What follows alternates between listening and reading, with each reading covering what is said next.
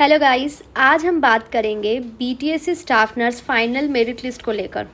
काफ़ी लोगों का सवाल है कि आखिर फाइनल मेरिट लिस्ट कब तक आ सकती है। जैसा कि आप सभी जानते हैं कि 15 जून को सेकेंड डीवी होना है, जिसमें लगभग 20 उम्मीदवार का डॉक्यूमेंट वेरिफिकेशन किया जाएगा।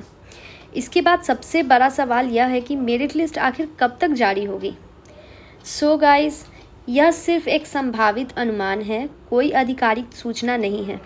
अगर 15 जून को डीवी पूरा हो जाता है तो इसके बाद बीटीएससी का सभी का दस्तावेज जांच और अन्य प्रक्रिया के लिए कुछ ना कुछ तो टाइम लगेगा ही।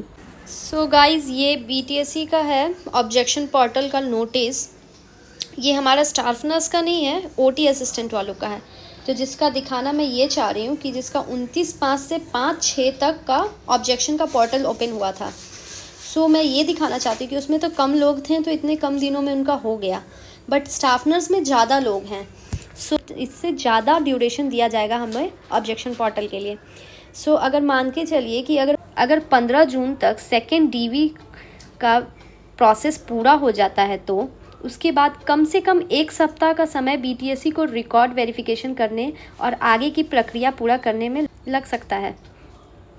बीटीएससी के पिछले कार्य को देखते हुए ऐसा माना जा सकता है कि जून के अंत तक या जुलाई के शुरुआत तक फाइनल मेरिट लिस्ट तो जारी किया जा सकता है।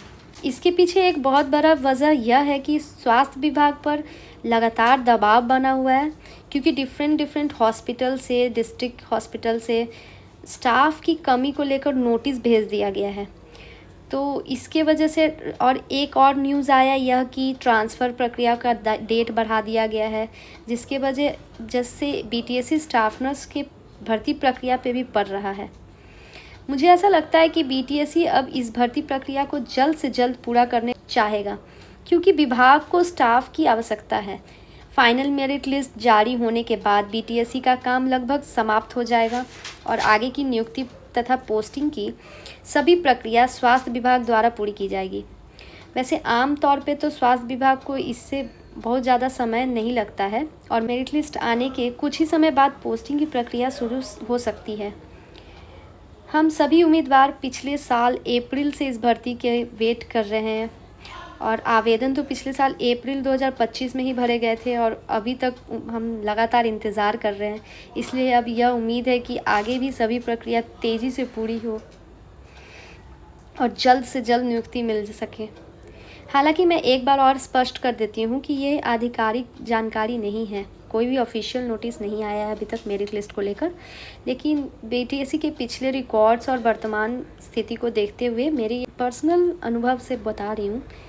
वैसे आप सभी उम्मीदवारों को सलाह देती हूँ कि अफवाह पर विश्वास न करें और बीटीएससी ऑफिशियल वेबसाइट पर नज़र बनाए रखें। Thank you.